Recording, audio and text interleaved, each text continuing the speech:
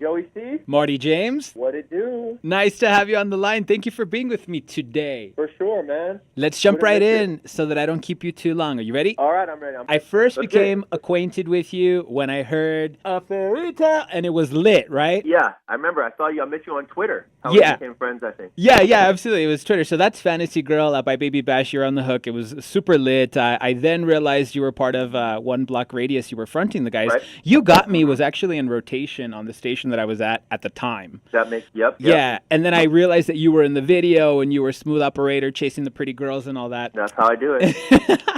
And I was like, this guy's cool. So I see you listed as a collaborator with a bunch of big artists. I would love to name them all, but I'll just name a few. I see Akon, Fantasia, Nicky Jam, Baby Bash, Snoop Dogg, E40, Paul Wall, Mike Jones, Jason Derulo, Sean Kingston, Far East Movement, Nelly. You're credited to being on the soundtrack for Empire as well. I was, I co-wrote a song on Empire a couple of seasons ago, and I actually worked with J.R. Rodham, who was one of the executive producers of the music on there, so we work together a lot. We have an artist together. You know, I realized early on in music that, you know, I had a band, and I put all my eggs in that basket, and it kind of got going, but it didn't really get going, and I was back to square one, and I just had to start over, and that happened. I kind of started to realize, you know, I have to diversify. I can't, you know, having a band is great, having, you know, one-track minded and having that vision is great, but when you're in the, you know, music business, you really have to diversify, and I realized that it was going to take, you know, more than just having a group. I needed to collaborate with people. I needed to do co-writes. I needed to try to get features. I needed to try to write songs for other people, and it was when that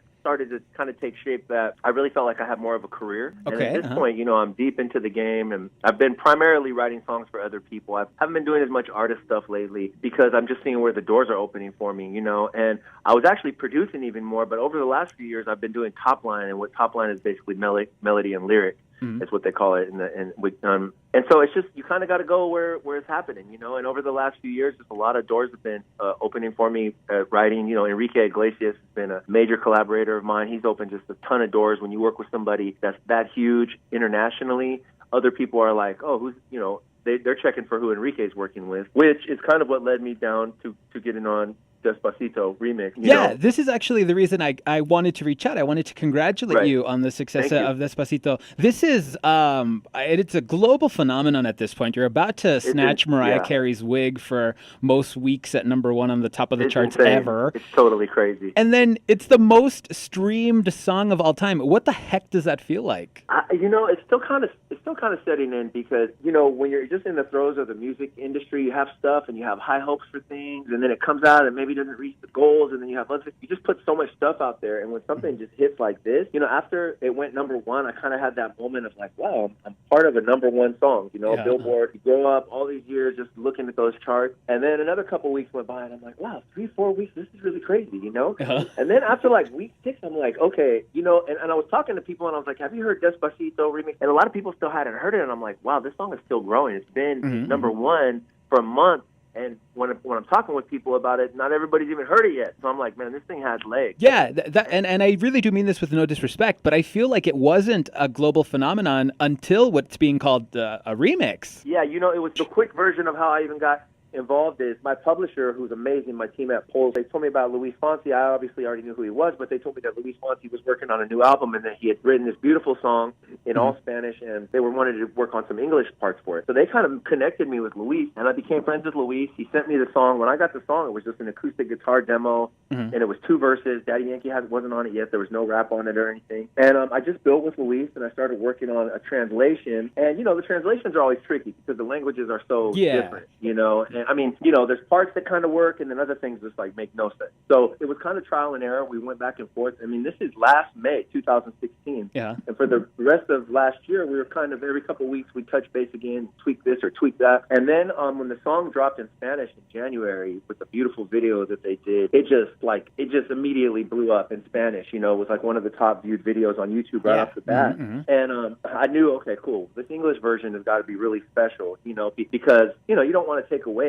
from the song. You want to accentuate the song. And so we have this, you know, English parts, and we were bouncing around between keeping some of it in English, some of it in Spanish, you know, kind of making this mix, and they were trying to get an American feature feature to introduce the song to the U.S. And then all of a sudden, like within a 4-day thing, they're like, Bieber wants to get on it. And then within like 3 or 4 days, it was done, and it was out, like a week later.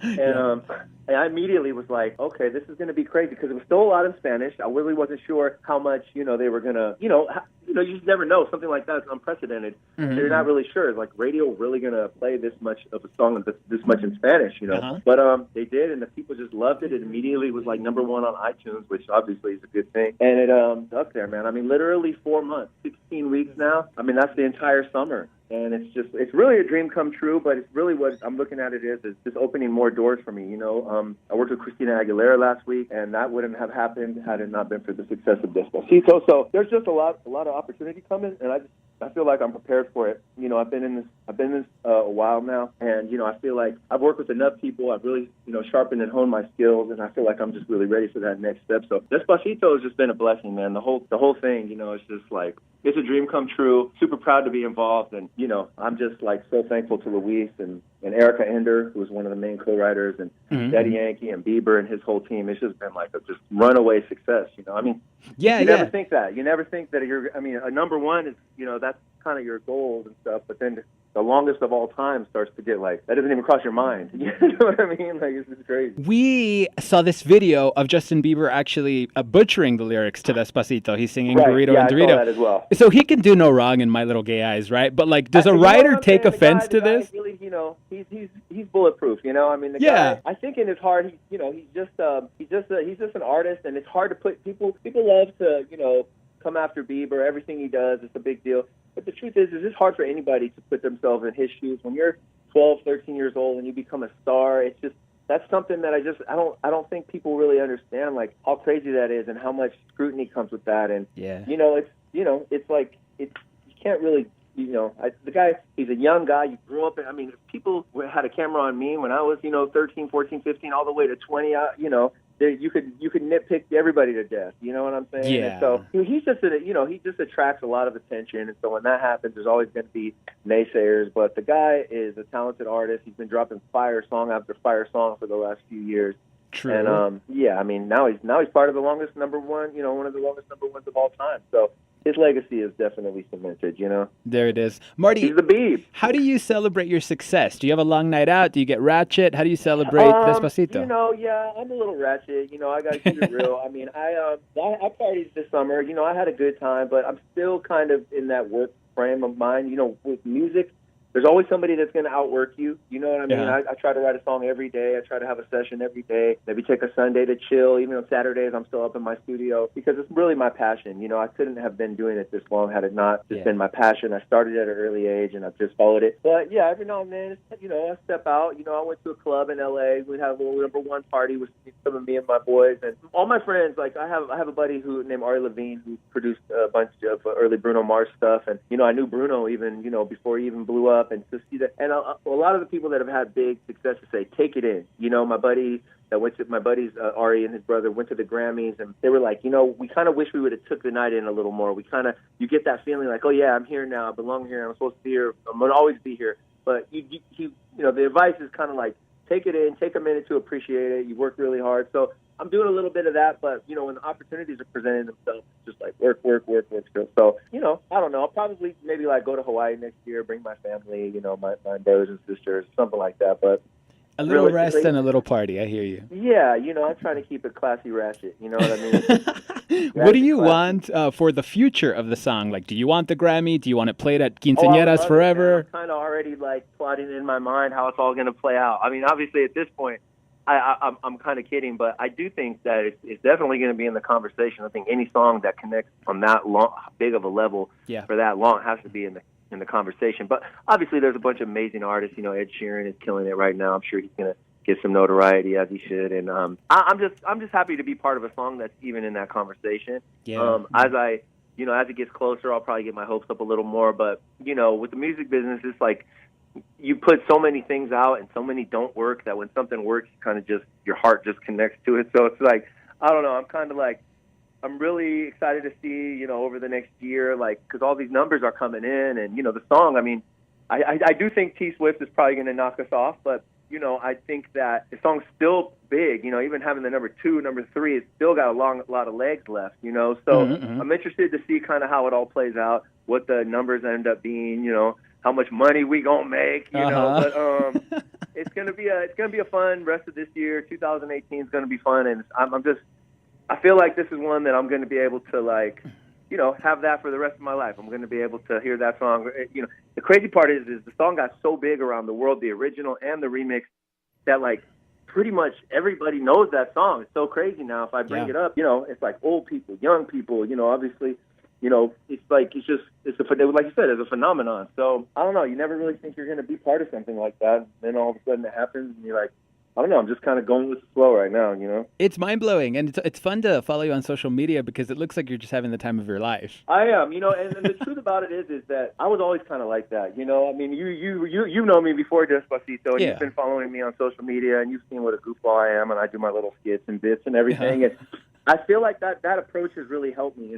I work with some people in music, and if they don't have a hit or they don't have something that they want, they kind of carry this weight around with them, this heavy weight of they're trying to work from this place of trying to force it. And I've always just felt like, I'm so blessed to be able to make music professionally for going on 15, 16 years now.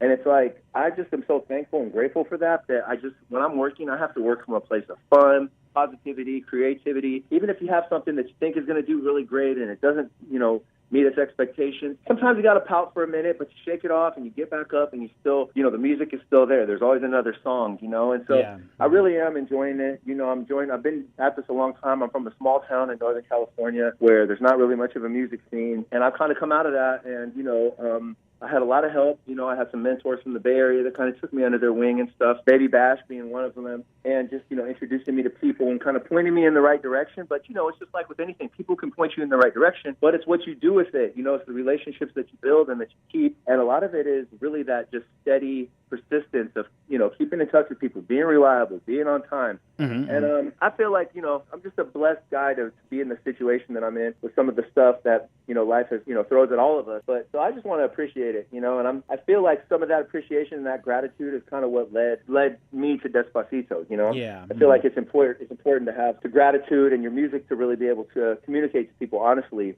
And I feel like it's just been a blessing, and I don't know, I'm excited to see where the rest of it goes. Right now we have an artist named Marty, who is a 16-year-old kid from the Bay, and he's Kehlani's cousin, and he's killing it. We just got him signed to Warner Brothers. We've been developing him, and I'm excited because I'm kind of trying to move into that world now. It's one thing to be in a band or to be able to get album cuts or to be able to get singles, but I feel like the next step is breaking an artist, that you're executive producing, you're doing a lot of the writing, and that's kind of where I see, the next thing, maybe developing some talent. And then just kind of going with what I feel like is stuff that makes the most sense next. You got to go with your gut. That's one thing I can say about music. Anytime I went against my gut, I feel like it's been harder for me to bounce back. But when I go with my gut, even if I'm wrong, I definitely feel like, okay, I went with my gut, and can't really go wrong with that. So that's kind of just my mantra. I've just been following my instincts, and right now it's really working out. So I'm excited about the future. That's actually exactly where I wanted to go with the conversation. I have just a few fun questions. So the first one would have been an artist that we should add to our playlist. Martin, of course. For sure, yeah. Martin, he spells his name a little weird, Marteen. So Martin. Anybody else that you would recommend we add to our playlist? Let's see. Wow, yeah, there's a lot of people. I'm trying to think. I have a girl that's a co-writer on Pulse with me, or she's also signed to Pulse with me. Her name's Stara. She is fire. She is a writer, but she's also doing her artist thing, Starrah. She actually wrote the new Maroon 5. She co-wrote Needed Me. She's done a whole bunch of stuff. Fields, Calvin Harris, and you'll notice her style is very. She has a very carved out style. And she's dropping some of her own music, and she's fire. I love her stuff. She's changing the pop game with her writing, and she came from doing some more urban records and stuff, and now it's just like everybody is feeling her, and her stuff is fire. We could probably include Súbeme la Radio on our playlist if it's not there already. Sure. Yeah, I got Enrique, featuring Sean Paul, like an English remix. It's like a Spanglish remix of that, and yeah, I mean. I got a big record. I almost don't even know if I should say, but I have something about. I don't like to say until it's come out. When I drop my next hit, we'll do this again, and then I'll say, I don't want to jinx myself and say what I'm about to have come out, and then it doesn't come out. So I'm always looking for new artists to listen to. So I mean, I kind of go on Spotify, check the New Music Friday, and occasionally you'll find stuff on there that's just like game changer. Oops, sorry. No, we got beeps. Okay, good. Marty, will you explain to us your Twitter bio? Always serve as hot dog salad. That's actually an Enrique joke. That's so funny. I love that quote. Always serve as hot dog salad, because it's kind of like, you can kind of get some imagery out of that. But Enrique was actually posing as a checker at Astro Burger in Santa Monica. And so people were going in and ordering from him. Some knew that he was Enrique, some didn't. And he was being a smartass with all of them. And this lady's like, could I get something, can I get a cheeseburger? And he just looks at her deadpan and he's like, no. Always serve as hot dog salad. And so I just thought that was the funniest thing. And so I just put it on my Twitter bio. It's been my Twitter bio for like 5 years.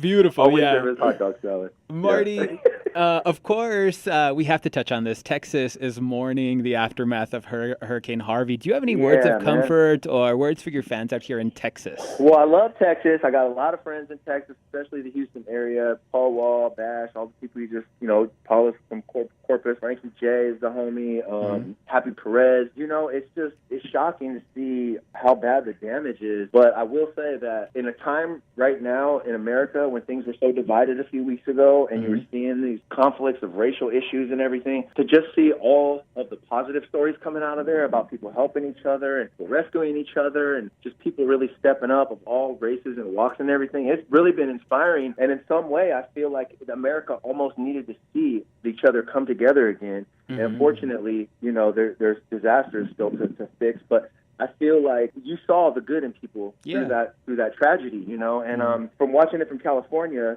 it's been stressful because I got homies out there. I'm seeing Bash on his Facebook and his Instagram, and one of his houses got flooded, and people are really losing lives out there, But we send all the love from Cali. I definitely donated to the Red Cross. I want to donate more. We're dealing with fires now here. There's a dozen fires. The city of Burbank is on fire, LA's biggest fire. So, it's just that time of the year where the weather gets crazy and the storms, start coming in. But Cali definitely got love for Texas, all of Texas. I know think you're a little more in West Texas, but, Texas is like Texas and Cali, and, they're kind of like the big dog states. And they have a lot in common. I worked a lot. I feel like Bash, he kind of went from the Bay to Houston, and there's always been that connection between California and Texas. Yeah, man, I got nothing but love for all my people in Texas. Keep your head up. It's going to be a team effort. It's going to be a whole family of the United States is going to come together, I feel like, and get Houston back on its feet, because everybody's talking about it, and I feel like Houston's going to bounce back. Texas is going to bounce back in no time and be better than ever, Yeah, thank you so much for saying that. Marty, will you shout out your social media in case anybody wants to keep up with you? Definitely do that. I'm a wild man on there. It's my Instagram and my Snapchat is Martel James, MartelJames, and then my Twitter is just Marty James, MartyJames. I should probably just pick one name, but Beautiful. I'm not that organized. But yeah, follow me on there. Me and Joey are friends on there. He's got a funny Twitter too, Joey's the man. I like to serve hot dog salad too. Oh yeah, that's a good one, right? Hot dog salad. Maybe when I have my restaurant, I'll serve as hot dog salad. Maybe that's my next thing. A food truck that just serves hot dog salad. There it is. Marty James, thank you so much for being with us. Congratulations on all your success. Please let us know if you're ever en route to Texas and we can catch you. Yeah, I already know, man. I appreciate you having me, man, and much love, Joey. I'm going to see you soon. Thank you. Take it easy. Bye-bye. My brother.